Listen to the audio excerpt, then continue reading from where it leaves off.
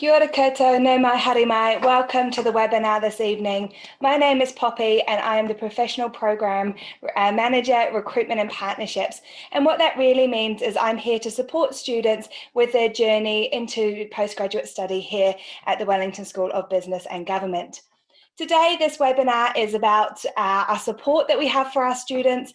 So I've done some previous webinars which talk about our individual programs, but we've had some requests to talk about the different side of study, because a lot of study is what goes with it, what you can get in support-wise, academic, but also holistic. So today I'm going to talk through those options. I do have my colleague behind the scenes, Charlotte Deans. She'll be answering some of your questions.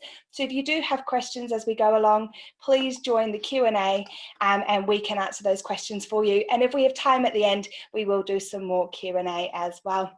But we'll get into explaining a little bit about the support that we have here for the professional programs. So on my screen, you'll see we have a snapshot of who our students are. And when we talk about the professional programs here at the Wellington School of Business and Government, what we're talking about is 10 postgraduate programs, which are all about enhancing or accelerating you professionally. You may be a student who's at the very beginning of their career and you're wanting to move up or kind of kickstart it, or you might be at the other end where you're quite senior and you're looking at upskilling or enhancing that career. So those are the programs that we look after here in the Professional Programs Office. So we've got a quick snapshot of who our students are. So you'll see the top statistic there says that we've got 30% international students. So we do have a really diverse range of students under our professional program umbrella. The second statistic there is the age range. So our youngest student is 20 and we do go all the way up to 72 years of age. So we do have a massive range of students all the way throughout their different career stages. But the last statistic there looks at how people study. And what we typically see is people do want to study part-time or typically study part-time while they're doing our professional program. So 81% of our students doing part-time study, where 19% are doing it full-time. But what does it mean when you're a postgrad student or in particular being a professional program student? And what are some things that you might need to think about before you embark on this journey into your professional program and postgraduate study? The first thing is thinking about the time. So when we talk about time and time management, what that really means is thinking about the time that you're going to be committing to your classes. So when you're going to be physically in class, but then also things to do with readings, working on assignment. If you've got an industry consultancy project where you're actually getting out into the a kind of real world and getting your hands dirty, how many hours is that going to mean? So when we're looking at our courses, if it's a 15-point course, so one of our standard courses here, you're looking at about 10 to 15 hours of study a week. So that's something you do want to consider when you're thinking about your postgraduate study. In particular, if you're one of those students who's looking at studying part-time alongside a full-time job, think about how many hours that you can contribute to your study. Now, it may seem like a lot if you're working a 40-hour week and then adding 10 or even 20 hours on top of that. And I'm going to talk through some tips or some services that are there to help you juggling what you have with your study. The next icon there, I do have juggling, and that's something our students often say. They're usually having to juggle a lot. And this juggling can mean many things. Like I've mentioned, you might be juggling working full-time, you might be juggling a part-time job with full-time study or part-time in both. You might have kids, you might have other commitments, your own business. All of these things can make your study a little bit more difficult. And so we want to make sure you know about all the support services that are there to support you. Then there are things that you might be thinking about what you're wanting to get out of your study, what networks that you're going to be building, the people you're going to be meeting in your class for friendship, but then also the professional networks that you can use as you move throughout your career. And then we also want you to think about when you're juggling all of these things and all these reasons and motivations you have towards your study, what is going to take up a lot of mental capacity? What are you having to think about? What stresses that you might have? So yes, you might be adding it onto a full-time job, but what is that job? Do you have a lot of deadlines and a lot of things that are really demanding your attention? And how can we pair that nicely with your study?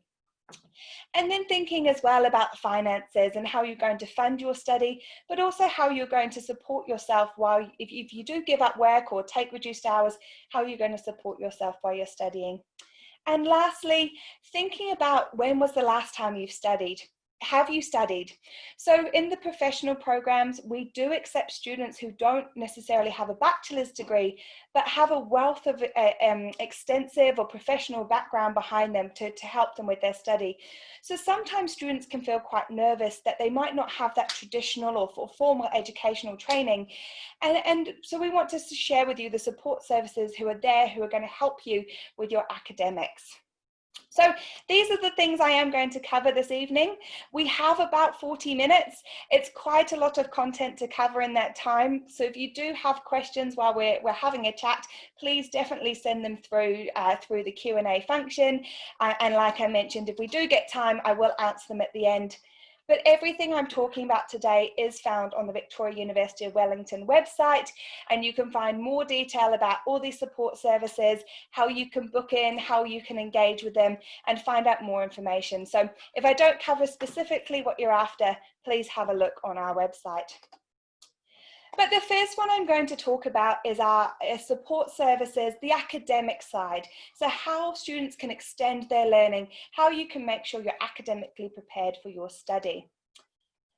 So the first one here is student learning. And this team is an amazing team we have at the university, and we're really, really lucky to have them because they do help with the academic side. They help with your study. They run workshops on exam technique or how to take notes or how to speed read, all of those kinds of things. But they do also help with the holistic side as well. So they can help with the time management. So when I mentioned before, you might have 10 to 15 hours of study per week, they can help you look at a timetable and say, right, you're going to drop your kids off here, then you've got an hour to yourself that you can study, then you've got class, then you've got work. So they can really help you piece that all together to make sure the study works for you. They do help our undergraduate students, but they also have a lot of amazing services for our postgraduate students. And I've got some of the workshops on the screen there that they run, but they cover things like academic speaking, academic writing, critical thinking, all those really important skills that you will need for your postgraduate study here at the business school. The next one to support our students is our disability services, and these are a really amazing team. They're a very busy team. They support lots of students here at the university, and they're here to support you whether your disability is ongoing or whether it's a short-term disability or something that you need a little bit of extra help with. So they help with physical impairments. They also help with mental health. If you need support like note taking or access suites, which are quiet areas that you can do your study, all of these things are available to be arranged for you. What happens is you get connected with a disability and inclusion advisor, and they work with our students one-on-one and support them and help them make out a plan to make sure that they can get the most out of their study. The next very important area we have is our libraries. So we do have 4 libraries at the university, but here at the business school, we have one of our libraries, which is in the top picture there. And this is really important for our postgraduate students. Sometimes accessing a library can feel quite daunting. There are lots of things that can feel a bit hard to find, or there's lots of databases and things like that. So we do have subject librarians. The lovely Tom you can see on the screen, he can help you find out what you're looking for. You can not only just find your books and your research papers and things like that to help you with your study, but they also have things like past exam papers. So if you're doing a course that does have an exam, you can actually go through and see what previous students have been assessed on to give you a little bit more of a picture of what might be coming up in your future study. They also help with referencing support. And I should have mentioned as well, student learning help with this. But this is an area that a lot of postgraduate students feel a little bit scared about or a little bit uncertain about, especially if you've had a wee gap between your undergraduate study or you're coming in and this is your first time at the university.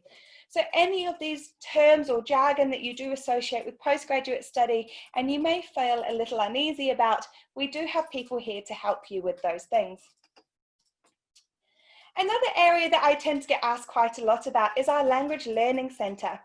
Now, this is a service that you don't have to use. It's not something that people regularly stumble across, but it is a service if you're interested in learning another language, whether that's to accompany your study or maybe English is your second language and you're wanting to build your skills up more in that area. The Language Learning Centre is a really good resource to connect with, and they have lots of free resources that you can use to learn over 80 different languages. They also have a system called the Language Buddy, and this is where you get paired with another student and you can help each other learn your language and work together. So it's a really nice way to network, to connect with people, but also improve your language skills. Now I'm kind of verging on a little bit of the holistic side of support as well as the academic support here, but the next two cards I'm going to talk to are our FINA and our Pacifica support programs. So our FINA is for on-campus whānau, for our Māori students, and it's all about academic success and providing a safe and a culturally safe space for students to learn and grow during their studies. They provide one-on-one mentoring. They also provide group workshops, tutorials, and it's a really nice space to connect with your other students. Similarly, the Pacifica Success Team, they provide mentoring as well for our Pacifica students. They also have Pacifica House, which is an area that students can go and study in, and they provide the holistic side of support as well. Now I'm going to touch a little bit more on the holistic side of the support, and I know I did just talk a little bit about them, but here are some things that you might not necessarily be thinking about when you're thinking about support at the university. So often we talk about the academic side and what you can do to excel by making sure that you're getting prepped with your academic reading and your writing, but we really want to make sure that you're healthy and you're well and you're getting supported in more ways than just your academic. So the first service here that I'm going to talk to are our student associations. So when you enroll, you get asked if you want to join VUSA, the top one there. So it's a good idea to know a little bit about it. VUSA is the university's student association, and what that means is they're student representative. They're our student voice. They're run by students, they get voted in every year, and they host orientation events, they look after you, they do student advocacy. Then they also organise some more of the pastoral care stuff. So they have a community pantry, or they can help you get discounted public transport. We also, though, for you students, is we have our Postgraduate Student Association, which is PGSA. And this is a little bit more targeted for our postgraduate students. So it is also student-led. So our postgraduate students run it, they run events, they run networking, their student advocacy as well, student representation. So they're two really good organisations to get to know. You can see how you can get involved yourself, but also see how they can help you. We also are really strong on our diversity and inclusion, and we really want to make Victoria University of Wellington a place for any student and any student that can feel that they belong there. So the university itself has 22,000 students, and like I mentioned, our professional program students are very diverse. The university group is very diverse as well. So when we're looking at it, we have a wider age in the whole university, of young as 16 and a lot older as well. We have 100 plus students from 100 plus different countries. And what that means is we do have a really amazing student culture here. And to embrace that, we have a variety of services and networks and committees to promote diversity and inclusion and to support our students to feel welcome, but also get the support that they may need. So we have certain networks. For example, we have a refugee background student network, we have Rainbow Student Network. So if you are interested in finding out more about the networks and the communities that you can join here at the university, I encourage you to go onto the website and find out more about those. Now, when we're looking at your study, and I did talk about it right at the beginning, sometimes we have to factor in money, the cost of study, but also the cost of what it's going to be like while you're studying and how you can support yourself. Now we have the student finance team, and in the student finance team, we have the student finance advisors. They're there to provide confidential advice to students who might be either they're going through a hard time and they need that help to get them out of there, or also actually to prevent you from getting to that hard time. They can help you with budgeting advice, study link advice. We have the hardship grant that I was talking about. If you struggle and you do need a cash injection, they can help with that. But they do want to make sure that you're well financially, and they have lots of things in place to make sure that they can set you up well. So if you are interested in the cost of study and how you can support yourself, on our website, we have 2 publications called the Financial Survival Guide for domestic students and the Financial Survival Guide for international students. That book is full of really important information and really useful information. It's a good way if you're a prospective student and you're thinking about starting studies, have a look and then you can start accessing the resources from there. We also get asked a fair bit about childcare, and that is because our professional program students are very diverse, and they do tend to have, sometimes they have children and other things.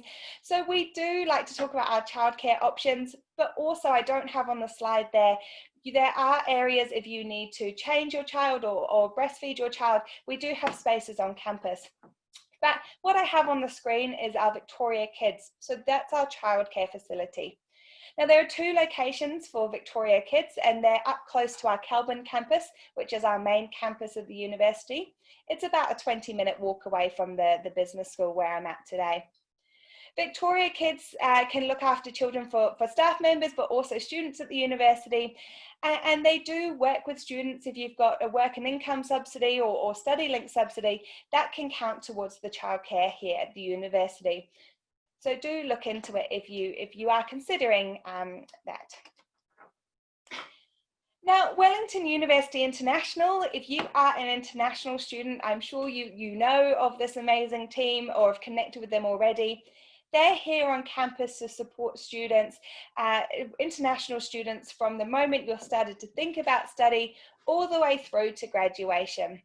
They can help you thinking initially about what courses you're interested in doing, so programs, any visa issues that you might have, or just getting your visa sorted.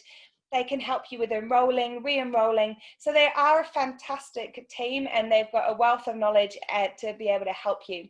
So if you are going to be applying to the university as an international student, they're a really good first point of call to connect with, and they'll be able to help you navigate the enrollment system and the application journey.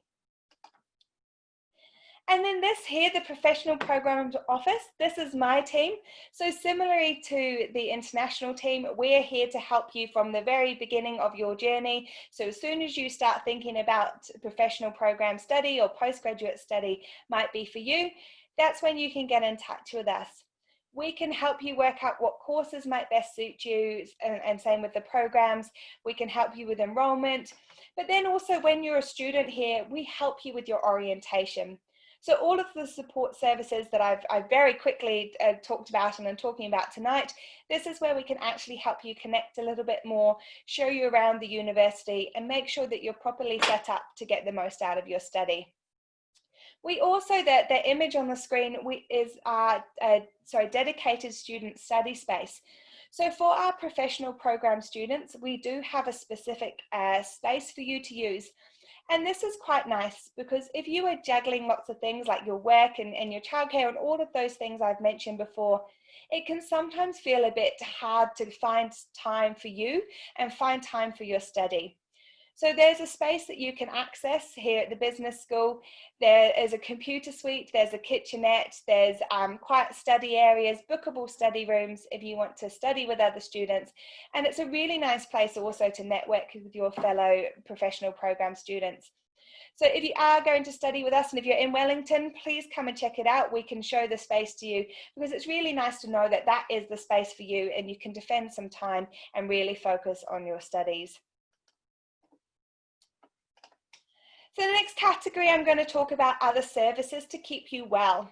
And that's well in terms of your physical health, but also your mental health and well-being. So the first I'm going to talk about is Māori Ora. So Māori Ora is our student health and counselling here at the university. So when I talk about the university and the campuses, we do have different campuses for different areas or subject areas. So when I talk about the Pipitia campus or the business school, that's the specific area that most of our professional programs are taught out of. So Māori Ora Student Health, they do have a doctors and counselling here at the business school, but also one up at Kelburn as well. And they're here to make sure they can help you with any of your primary health concerns, but then they also do have specific clinical specialists coming in. So they're a really good first point of call. And if you are a domestic student, for those general queries that you might have or general appointments, they are free to use if you register with them. They can help when you get sick during the trimester, but they're also there at the general crunch times. So we do tend to find our students can get a little bit stressed or overwhelmed when you have a lot on, and typically that's around exam time. So they are able to support students there. They do have extra staff on in case you need to talk to them, and they can help you and work with your academics and make sure that whatever it might be that's affecting you doesn't affect your academic results. So part of the Māori Ora team as well, though, is we have student counselling, and student counselling are a team to help you with your mental health and well-being, and they provide counselling appointments for our students. We really encourage you to access student counselling if you do need to talk to someone, and it works in a similar way as I was talking before about the finances. They like you to engage early on to make sure that they're there to give you good behaviours and good skills to make sure you're not having a bad period. And like I mentioned before with the student health, the sessions are free for domestic students and also NZ students. But so those are our one-on-one appointments typically, so they're run from Māori Ora. Then we have more workshop styles, and these are run by Māori Ora, but we also have a student wellbeing awareness team. The University Recreation Centre also runs workshops. So there are lots of different workshops or online support for our students to help prepare you or make sure you are doing well and being able to prevent bad things from happening. So the student wellbeing team, they run one-off workshops, or they have ongoing workshops, which are run by experienced facilitators, and they can really help you develop really good skills to help with stress and helping you with your sleep and anxiety and things like that. So those are the one-on-one workshops or the group workshops, but there are also online modules which do get changed regularly that you can engage with and really develop those skills as well. And the final one here in the Stay Well category is our University Recreation team. So the University Recreation, they look after our fitness centres, so our gyms. They also look after all of the clubs that we have on campus here. So we do have over 140 different clubs. These clubs range from being academic clubs, so things that will help you with your study. We have cultural clubs, language clubs. We have purely social clubs, which is just a chance to get to meet people. So do definitely explore this side of your study. I'm sure you'll be very busy while you're studying, but it is a nice way to really connect with the wider university environment and meet like-minded people who might be outside of your classes, so you can develop that really strong network. At the fitness centre, though, they have the studio and the weights rooms, but they also run classes. So they have over 50 classes a week that students can join. So they're things like Zumba or HIIT, things like that. So if you are interested, definitely have a look on their website. They've got lots more information and you can find out how you can join the University Recreation. And the final thing we have here is looking at how to enhance your career and the support services or the things that might accompany that. Now, this is one we do get asked a fair bit about, being the professional programs. So we are professionally focused programs. So how can you make sure that the content you're studying, how can then you apply it and to help you, whether that's get a new job or to enhance your current one? So the first one here is our careers and employment team. So you will get to know the careers and employment team quite well while you're studying, but they also are an amazing resource to reach out and connect with. They help students recognize the skills that they're developing throughout their study. They can help you by looking at your CV and checking that you're actually putting the right things in there. You're talking about your skills in the right way to help you when you're getting a job. They can also help you build your networking skills. So when I talk about networking with your fellow peers and really connecting with them, they can help support it to make sure when you go out to networking events, you're prepared and you know how to approach those situations. They can also help with interviewing when you're looking at jobs, and this can be interviewing for students whose speakers of English might be their second language. So it's a really good way to build those skills and feel really confident when you're going out into the job market. They regularly run careers expos as well that they hold down here at the business school. So they run a commerce and law expo where they bring all the employers on campus and you can go around and talk to them, see what jobs are out there, what skills they're looking for in students. So that's a really good way to meet the employers face to face and have those questions answered. But in your courses, you will have some professional development. And so the careers team are there to provide additional professional development and really help you with that, but also to help you explain what professional development you've had during your professional program study. So in a lot of our programs, they're built in industry connection. And that can be done in a variety of different ways. That can be through the academics who are teaching you. If they have a wealth of knowledge and wealth of experience working in a certain industry, they can help with those connections there. We might, for particular programs, you might have specific industry connection events where you have networking events being held. And then we have things like internships or consultancy projects in many of our programs here at the Professional Programs Office, where you can get some hands-on experience working in a New Zealand company where you get to really test out the skills and all the stuff that you're learning in class, and you can put it into practice.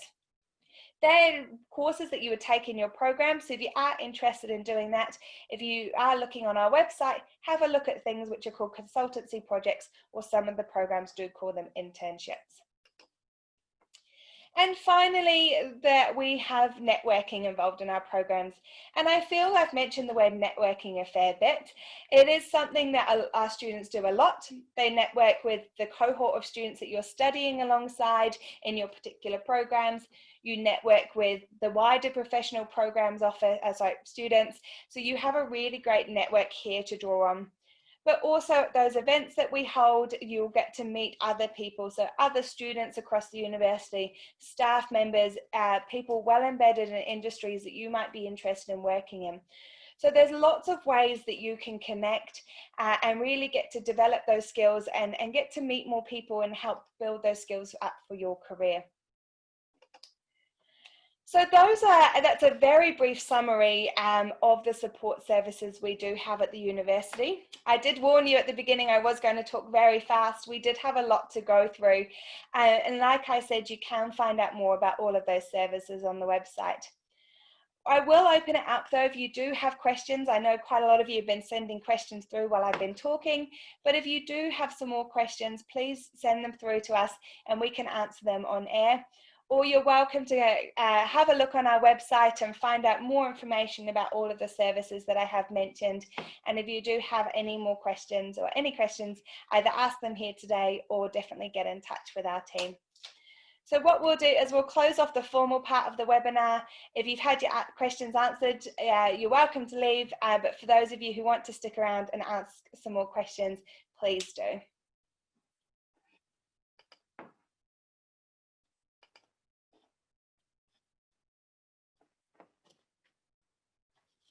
So we've got a question here which is looking at joining some of our programs for trimester 3. And so that's a really good question. So it depends on how whether you're applying as a domestic student or an international student. If you're applying as a domestic student, then you can go onto our website right now and apply for those programs. If you are looking at applying for an international student, applying as an international student, then you can go do that through Wellington University International. An easy way to contact them, I see this person's interested in the MPA.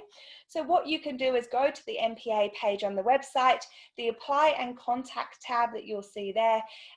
You'll be able to find their contact details and the application form.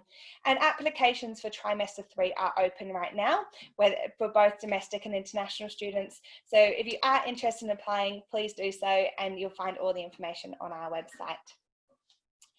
I have a question here about, for international students, will there be any dorms or apartments that we can rent? That's a very good question, and I've just realised I didn't really talk about accommodation during this webinar. We do have the accommodation service here at the university, and they help students connect with the halls of residence, or the dormitories. We have different setups for different students.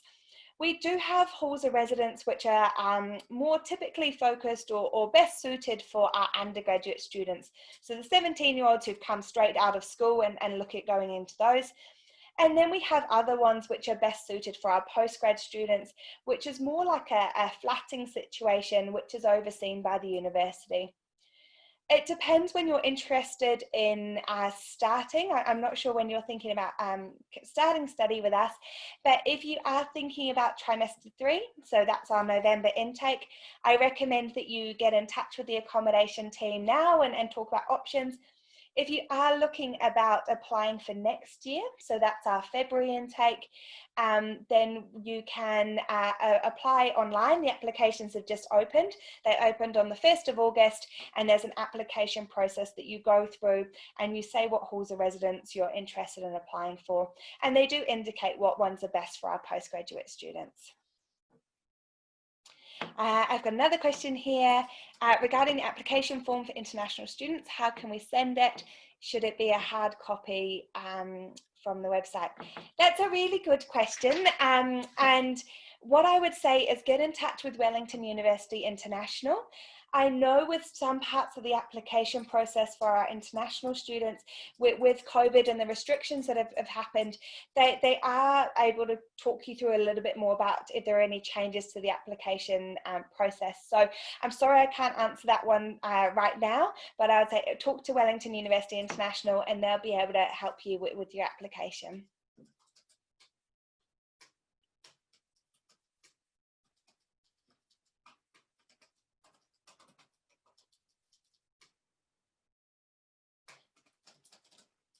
Got no more questions at the moment. I will wait if you're trying to type them very quickly.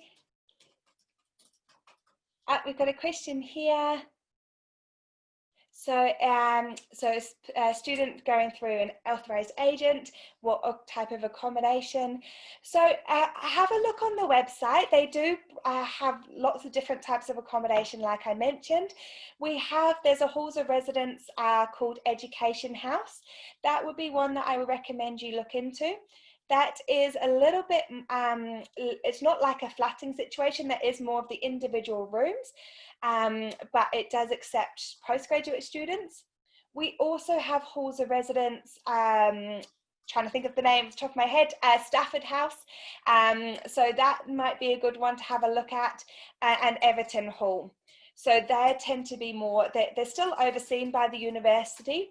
They are still in a complex, but instead of being those individual rooms, you do have maybe 4 to 6 other flatmates, and they work quite well to put you with other students who are that you would get on well with. So maybe other students who are from a similar background or a similar age. So it's definitely worth having a look at those 3 halls. So Education House, Stafford House, and Everton Hall. We've got a question here about healthcare. So can international students access Māori Ora, the health services that I mentioned? And definitely you can. So when you become a fully registered student with us, you can start using those services. They do have a cost for international students, and on the website, if you search student health, it should bring it up, and it will break down the different costs. If there's different costs for different appointments, it will let you know that the cost there on the website. But yes, our international students are more than welcome to use student health. There's a question here about how much is the initial fees payment required. Do you mind messaging if you're an international student or a domestic student, please?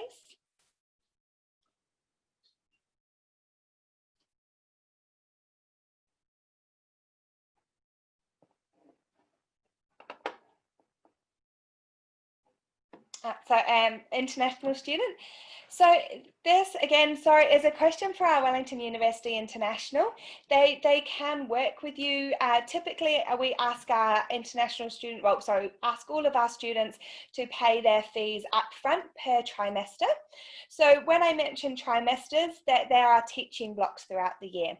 So we have trimester 1 is our February start, trimester 2 is our July intake, our July start, and trimester 3 is in November. So typically students can sign up for all 3, and you can pay for all 3 if you want, but you can also talk to the international team about paying per trimester.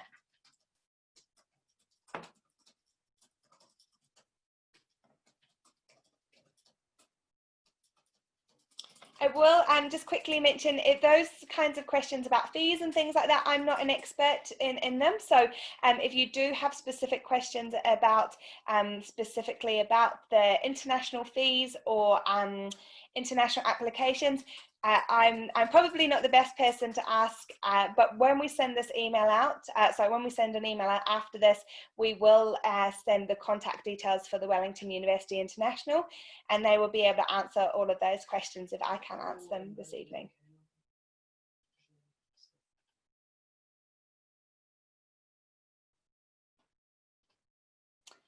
So again, a question about how much should you have for living costs. So those booklets that I mentioned, the survival guide, domestic survival guide and international survival guide, they are really good resources to look into because they do break it down, how much typical rent is in Wellington, how much you should factor in groceries, so your food cost, what you should think about actually living. So if you want to go to the cinema or the movies and things like that. So they do break down a really good cost for students. Obviously, it does change for certain students. You might not like going to the movies, things like that, but it does give you a good indication of what it might cost to be a student living in Wellington. My colleague has put in the chat a link to Wellington University International. So if you are interested in finding out more or contacting them, if you have a look in the chat, you should be able to find them.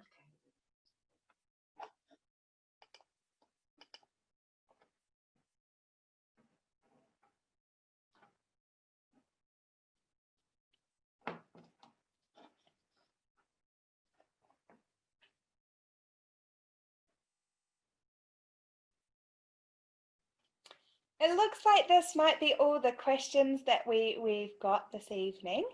So thank you so much for joining me. Hopefully that's given you a little bit more of an understanding about what it's like to be a student at the university. If you are interested in finding out more about specific programs, you can have a look on the webinar page that you used to sign up for this program and see my old webinars that I've done and talked about particular programs. And we do have more coming out every month. You will get to know me quite well if you join in for all of those, but I will be talking about other programs that we have here at the Professional Programs Office. So definitely check those out. Get in touch if you do have questions. So like we said, Wellington University International, their contact details have been posted in the chat, and you'll get an email from me shortly after this webinar with my contact details as well. So thank you so much for giving up your evening and joining us tonight, and we will leave it here and have a lovely evening. Thank you.